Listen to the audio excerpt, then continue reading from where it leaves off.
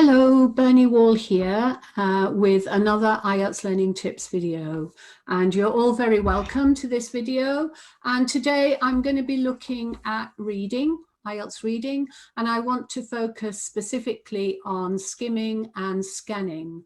But before I get into that, I just want to remind you that the details of my website, where you can sign up for emails and information about anything that's going on with IELTS, also my Facebook group, and how you can contact me on Messenger if you want to talk to me about your IELTS. And all of those things are listed on this page below this video. So just go there if you want to make contact with me. And I'm always very happy to hear from you and also to speak to you about any issues or challenges you're facing in your IELTS. Okay, so today we're going to talk about skimming and scanning. Now, I know sometimes IELTS students get a little bit worried about these two skills, but in actual fact, they are skills that you do in your own language every day, most likely. When you're looking for specific information for something in a document, in a book, on a screen, if you're looking, for example, for somebody's phone number, or you're looking for an address, or even if you're shopping online and you're skimming through lots of different products to find the one that you want.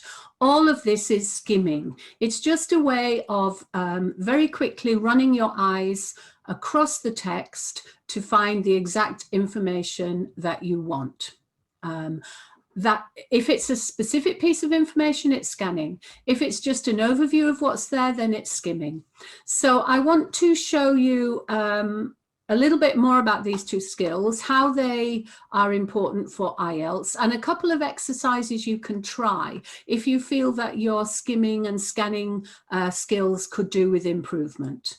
So let's just go over to the PowerPoint and start.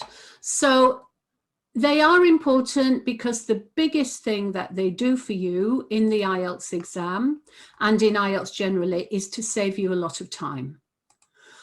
Okay, so do you need to do them? Yes, absolutely you do. If you don't skim or scan, then it's going to be very difficult to complete 3 full passages in 1 hour, unless your reading skills are really, really good.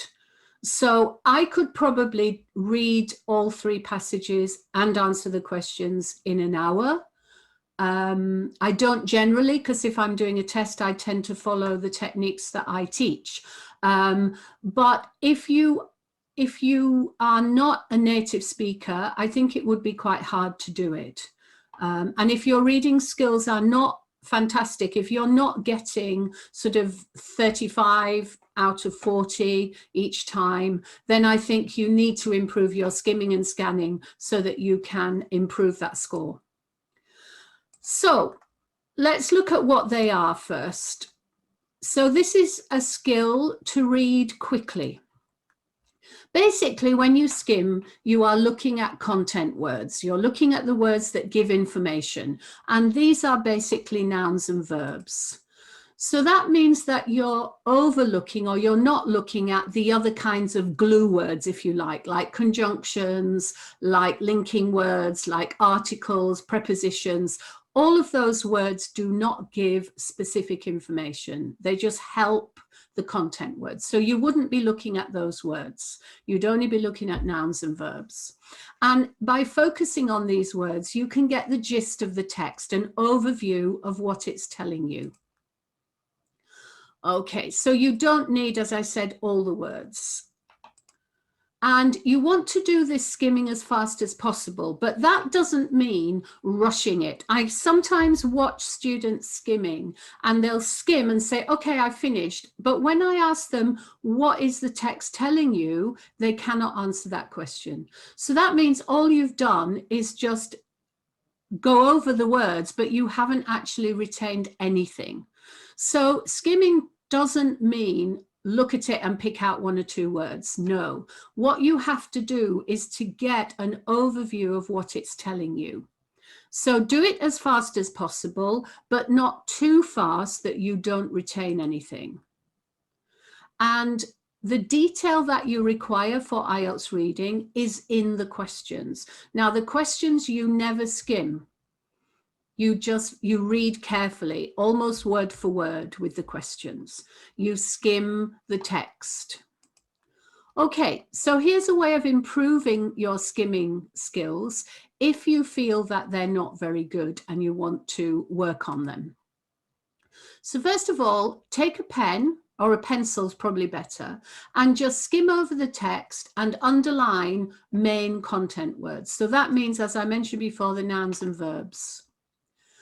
Then write down the words that you've underlined. Now, this is going to take time because this is a practice exercise. This is not the actual thing. And that's something you need to remember, that when you're preparing, practicing, improving skills, you don't do it at the same rate that you do the exam. You take more time. And it's through that time taking that you can improve skills. If you just rush all the time, your skills will not improve. Now, create a short summary of the text using the words that you've underlined and written down.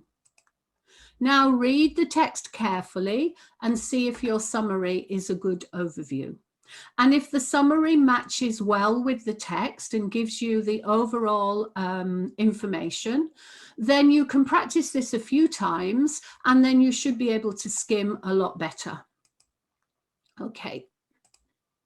Now, just keep practicing those first two steps. You don't need to create the summary. If you can do that a couple of times, and if it works well, then just focus on the first two. So look at the main words, underline them, and do that a few times, and then stop the underlining. And at that point, you should be able to skim effectively and quickly. Okay. Right. So the reason we skim in IELTS mainly is to get an initial overview. Now, I don't recommend doing this much anymore because with the more recent exams, you can see a good heading, which is generally very clear, and often a subheading, which gives you more information. So I think you don't need an overview particularly, but you might need an overview for some questions, such as headings. If you're doing the headings, you really do need to skim the whole paragraph. This business of look at the first sentence, look at the last sentence, I really don't think it's a good strategy. So skim it and say, what is it telling me? So is it about the history? Is it about the trends? Is it about the finances or the costs? Is it about how it works? Is it a definition? And these kinds of ideas will help you to pick the right heading. If you're matching information in paragraphs, so that means you're given a sentence or some information to find, a description, a definition, a suggestion, and then you have to find that specific information in a paragraph. And you're going to have to skim a lot of the text to find the right paragraph for that. Okay, looking for what is or not mentioned. So it might say 2 things that are true or 3 things that are not true, and those things you will need to skim for. At the end, sometimes they ask you a question where you have to choose a title, or you might have to choose a subtitle, or you might have to give an overall idea about the content. So those kinds of questions also require skimming. That's that particular one. Okay, so let's look at scanning. Scanning is different. Scanning is looking for specific words, namely keywords or short phrases that you have identified from the questions, and you need to find them to answer a specific type of question. So here's something that you need to do. You need to again skim, but this time you're not skimming for the overview. You're actually scanning to find a specific word or number. Now, some things are a lot easier to scan for than others, such as numbers, dates, names, technical words, These are all very easy to find. Other things you might need to look a little bit more. And if it's the topic of the passage, then it's going to be pretty hard to find it because it's going to be everywhere. So in that case, you probably need another word or two that will define it. So it might be this topic in the past, or this topic in the future, or this topic only for children, something like that. So there will be other information in the question that will help you to distinguish that word. Okay, it will be generally the keywords. And once you find them, you must read the sentence carefully, and you must read the sentence from the beginning of the sentence. A lot of students find the keyword and only read the end of the sentence, which is nonsense because you can't get the whole meaning. And I have seen many, many students miss a very easy question because they didn't read the whole sentence. You've probably heard me say this a million times. Read the whole sentence. Okay, and remember, quite often the keywords in the passage when you're scanning will be synonyms, not the actual word. Okay, so location, easy. Generally, they're numbers, names, as I mentioned before. And then the other words will help you to find exactly the right place. So don't be going into the reading with one keyword. You need at least 3 or 4 that you're looking for, which will occur together. Right, reiterating the whole sentence. Here's an exercise to improve scanning. So pick a text, any text at all, and choose a keyword from the question. Then take a ruler and drag it slowly down the page, line by line, and look for the word in each line. Then you underline every time you see that word that you're looking for. Now look at the question again and see if you can find the other words from the question in any of these places. And it's unlikely if you've got 3 or 4 keywords that they're going to be in more than one place. And then you can check that that's where the answer is. And then do the same with another question. But this using the ruler is actually a really good way of improving your scanning. Now, I know in the exam you can no longer take a ruler with you. So this is an exercise you need to practice way before your exam so that you can get used to just looking for these individual words in a dense body of text. But it's a good exercise, so just keep practicing it, and then soon you'll find you don't need the ruler anymore. Okay, so we use scanning for, as I mentioned, finding keywords, specifically in yes, no, not given and true, false, not given questions. You need to scan. Also in any of the gap filler questions where you're asked to fill in a word, a single word, or a sentence completion where you have to find words to complete the sentence. Matching also, because you're using keywords in the halves of the question to match for checking the answer. Classification, this is where they say, is it A, is it B, is it A and B, or is it neither A nor B? So those kinds of questions we call classification, and it's needed for that. And then any tables and flowcharts, because you need to find your place and you need to follow through on the table or the flowchart step by step to get the right words. So all of these need scanning skills. Okay, so all of these skills are what helps you to do it quickly as well as accurately. And you should only be doing it when you have a reason to do it. So just skimming randomly and underlining random words is actually just a waste of time.